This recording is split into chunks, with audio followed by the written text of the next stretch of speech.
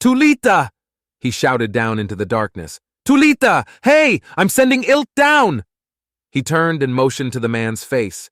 Ilt pulled up his breathing mask and descended into the opening in the stone. He made it down and out of the direct sunlight before looking back up at their foreman. Readings are normal. The foreman nodded down at him. Find her. Be careful. Ilt nodded back before proceeding to scout the area.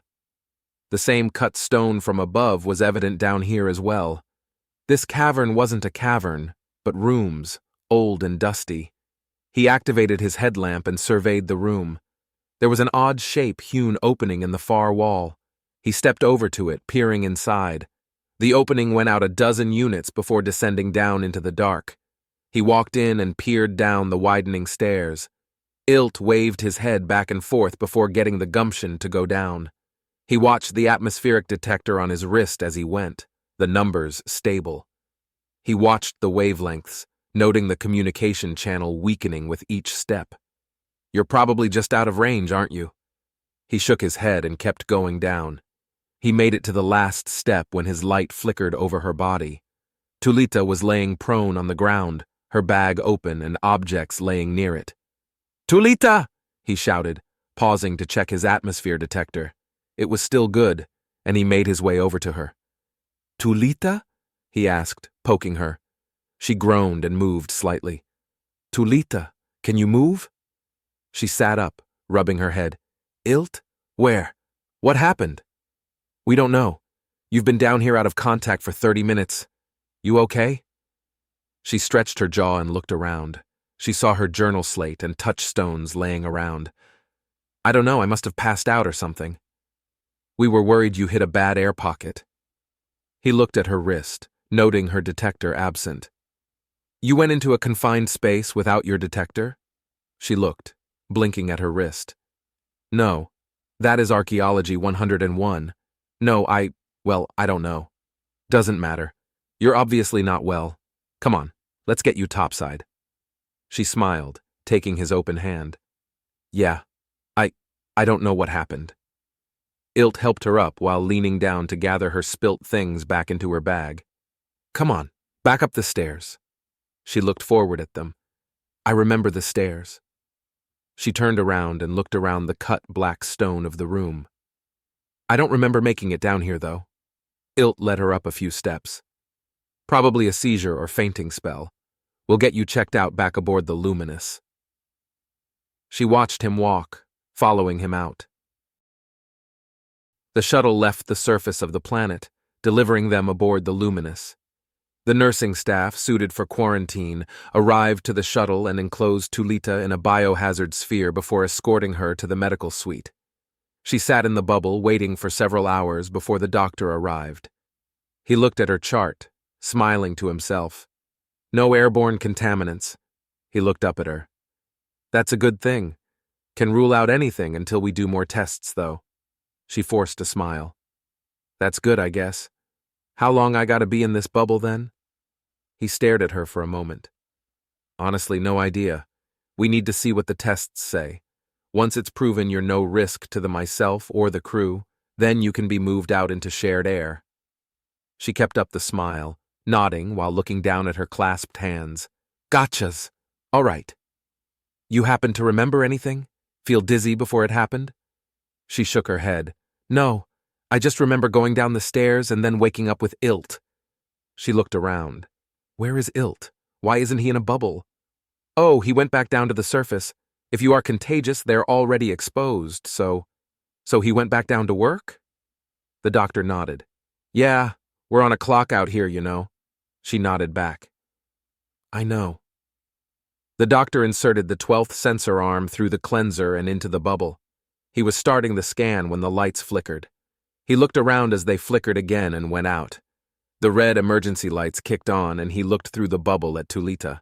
Well, shit, are you okay? Yeah, you barely touched me with that thing. She leaned forward on the inflatable bench and looked out the bubble toward the door of the room. Did you do something? Is it spreading? He looked around and touched the radio on his watch.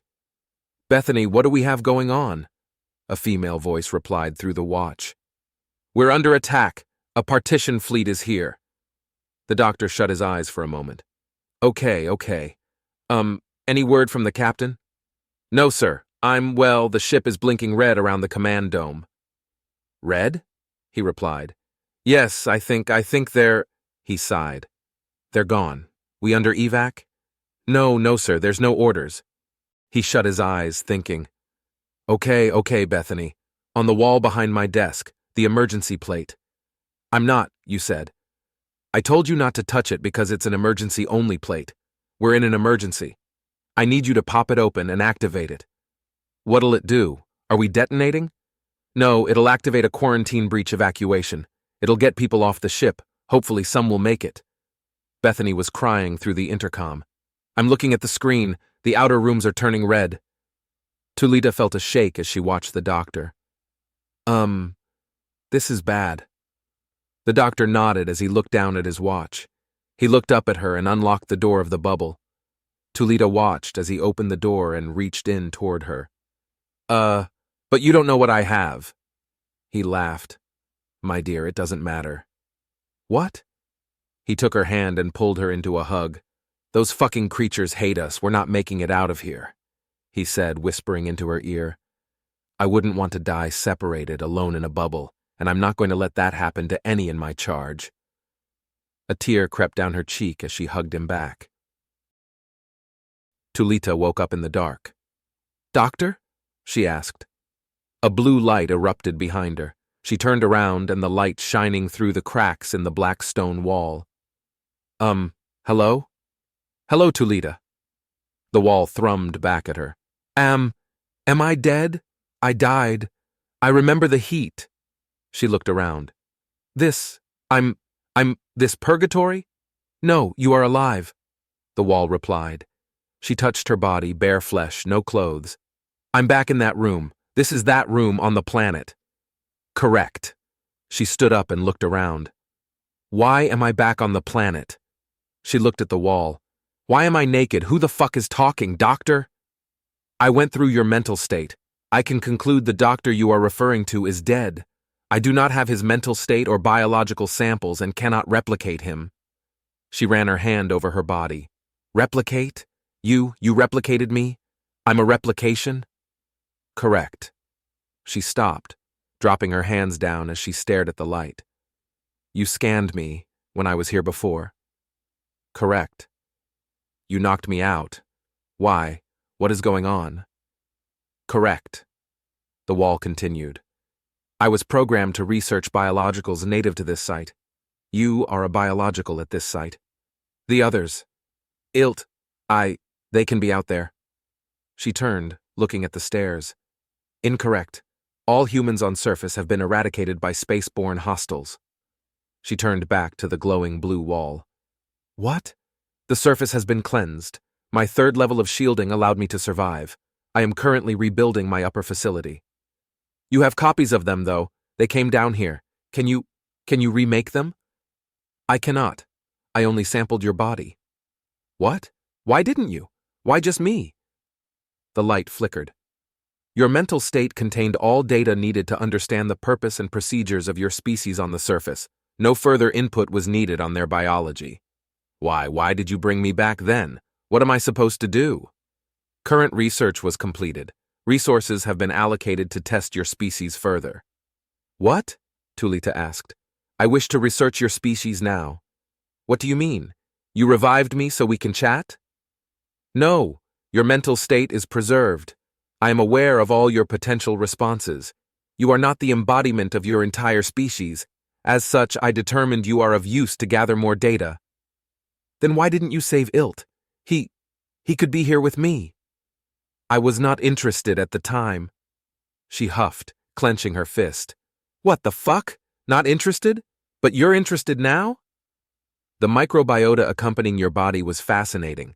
I needed a few of your AUTM to fully comprehend how they interact. Months?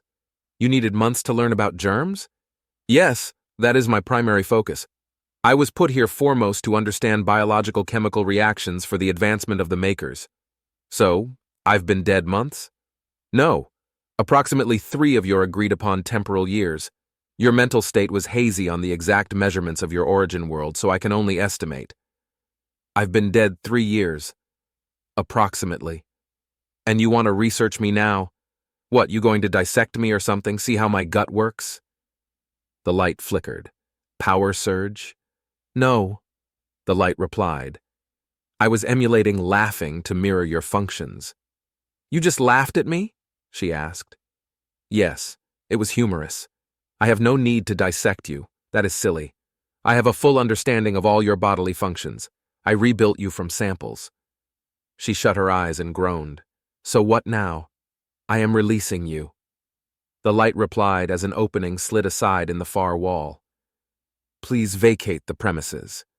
Tulita turned, looking at the bright light streaming in. I'm free?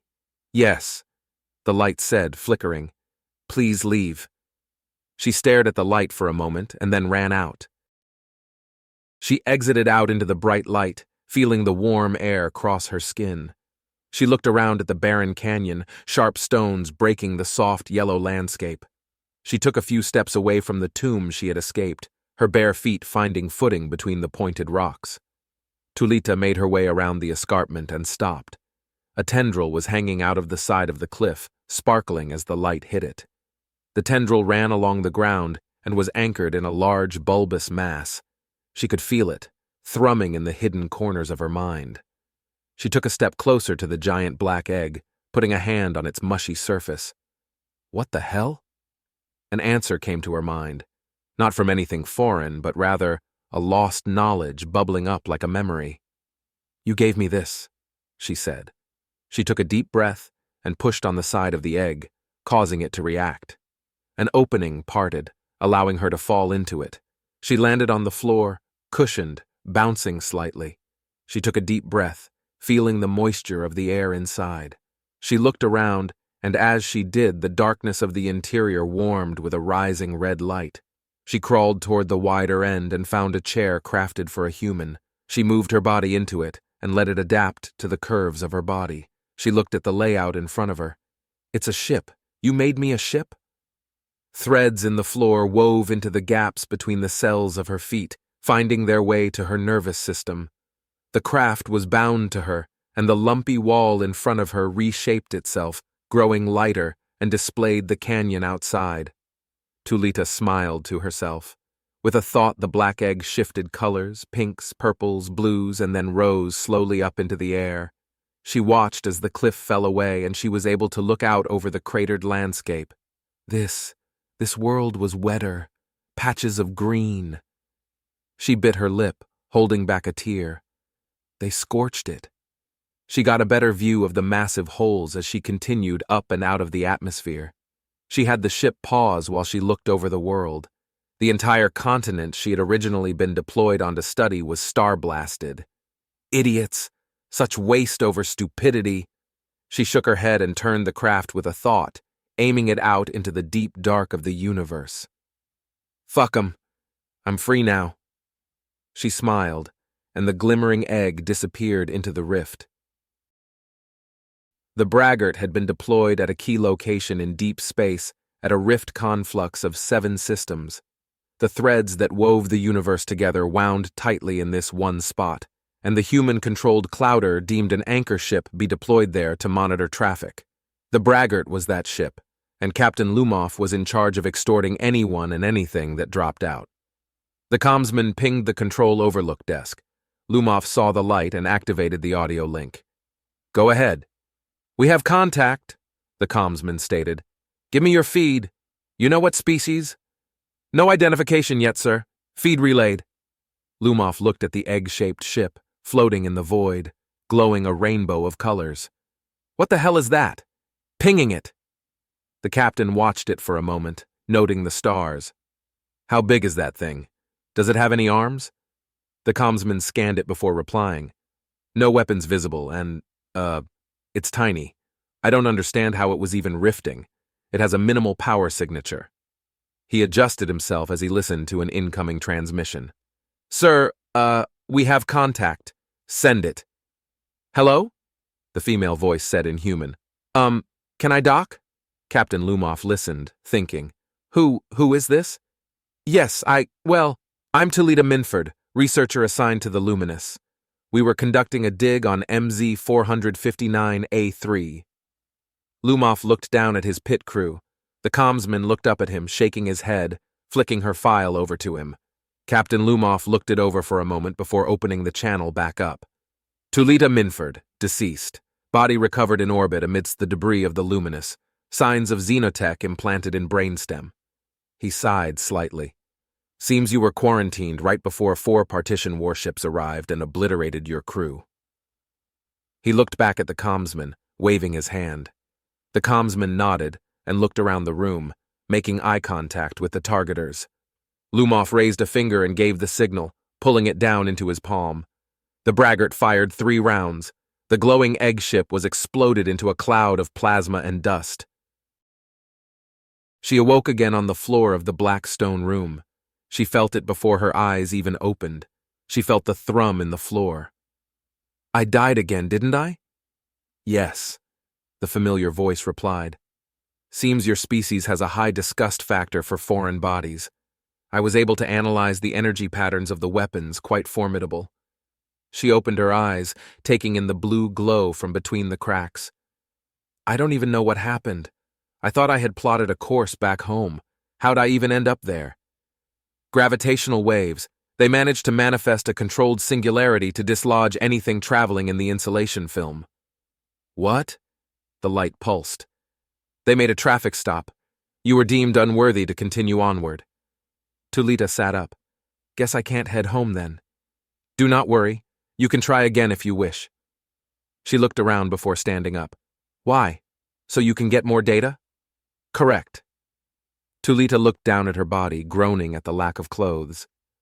Can you at least give me something to wear? I have put clothing in the ship for you, as I did before. She laughed. I didn't realize. I am learning also. The light said, pulsing. Please go ahead. A new ship is awaiting you. She started walking toward the opening before pausing. Wait, how long have I been dead this time? It has been 1 year and 2 months. She looked at the wall, nodding. All right. Well, I guess I'll head out. Hope I don't see you again. The light flickered and then went dark. She found the egg ship waiting for her, attached to a new tendril. The old tendril was hanging limp, dry, and withered from the cliff nearby. She pushed her way in and looked around. She could feel it before she found it, a form-fitting suit enclosed in a skinned enclosure on the wall. She opened it, sliding her hands in, and pulled the suit onto her body. A flap crawled up the back of her head and enveloped her head in a clear film.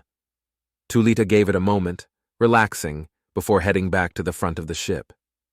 She sat down, letting the seat adjust to her position, and then focused on lifting back up out of the canyon. Ship rose higher, nearing the top of the ionosphere, and she smiled. She readied herself to slip into the space between dimensions, but the ship lurched. She tried again to rift, and the ship lurched again. What the hell? Tulita Minford, a voice said, ringing through the ship. She looked around and saw as a projection displayed in front of her.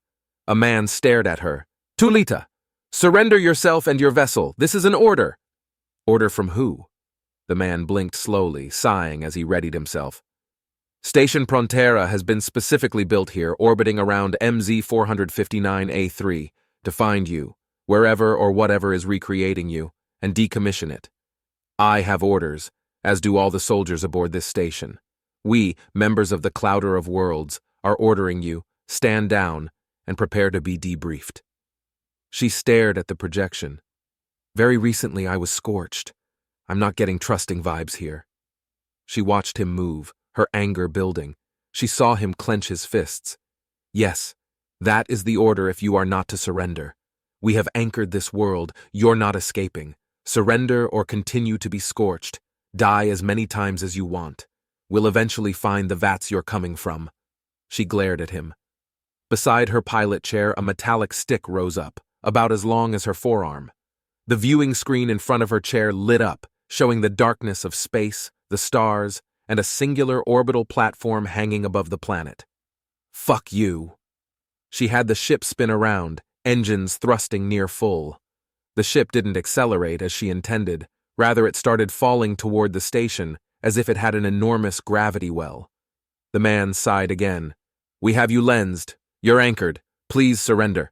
She reacted instinctively, body tensing, face turning red. The ship reacted with her, the seat melting back into the mushy floor, pulling her down with it. Before she knew it, she was standing fixed on the outer hull of the ship, facing Frontera Station, accelerating down the gravity well. The station grew larger, as did her anger. "You fuckers, just let me go!" she shouted, her hand finding the metallic stick. She pulled it free from the ship, raising it out to her side as she approached. "Let me go!" she screamed as closed in on the outer wall. The pole in her hand erupted two waves of flickering energy coming out of two sides. She didn't look, didn't have to. She felt the axe in her hand, felt it tear into the wall, felt the energy rippling out from the gash she left behind her. "Fucking leave me alone!" The axe ripped apart the threads holding the very atoms of the hull together, releasing waves of plasma. The metallic shaft pulled in as much as it could, but her suit could only hold so much charge. She continued forward, hugging the hull, ripping it open in fire and explosions, while her suit began overloading. Tulita's body didn't have time to feel the heat before it was too late. The energy wells were too small and erupted in an instant, detonating. Again, she woke up on the floor of the black stone room. "What the fuck?" she screamed, her mind finally registering the heat. "Holy shit, fuck!" The blue light flickered through the cracks. "Welcome back, Tulita." She sat up, staring at it. "They shot me again. Those fuckers. Why won't they let me just go home? They consider you my progeny, alien. Your species is currently regressing and such things are scorned, feared. That coupled with your murdering tendencies has marked you as a threat to their society." "Murdering tendencies?" she asked. "You ripped their station in half. You murdered over 5,000 humans." Her eyes widened. "I know. You gave me an axe. I just had an axe." The light pulsed. "I gave you a quantum rending field designed to be used easily given your body configuration." She slumped, staring at the wall. "That was a QRF. The heat. They didn't shoot me, did they?" "No. You exploded yourself." She took a deep breath, nodding while she sat. "I am a murderer, then." She shut her eyes, thinking. "They've probably rebuilt the station, have people searching for us right now. They are in the process, yes. I have been upgrading my logistics and production since realizing the significance of the data you provide. I had a backup already in progress before you woke last time. It has only been a month." "So? What? You want me to go out? Get more data? Finish them off?" The light pulsed. "Doubtful you can. They have 2 Titans in orbit. We will most likely be exterminated in your next attempt." "I don't want this. None of this. I didn't ask you to clone me. Just stop. I didn't want to hurt anyone. Hell, you probably made me get angry like that."